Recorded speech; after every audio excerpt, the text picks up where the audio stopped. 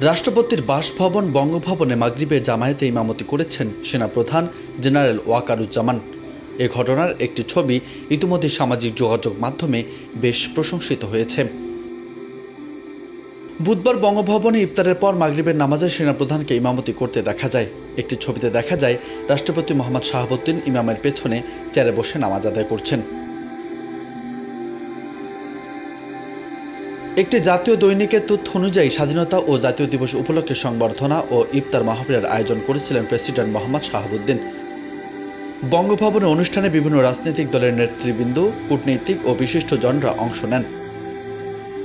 সংবর্ধনা অনুষ্ঠানে জেনারেল ওয়াকারুজ্জামানও অংশ নেন। ইফতারের পর অনুষ্ঠানস্থলে মাগরিবে নামাজ আদায় করেন অতিথিরা। এ সময় জামায়াতে ইমামতি করেন সেনাপ্রধান। এদিকে সেনাপ্রধানের এমন কাজে প্রশংসায় ভাসিয়েছেন নেটিজেনদের অনেকেই। নিউজ টেক্স, বার্তা 24।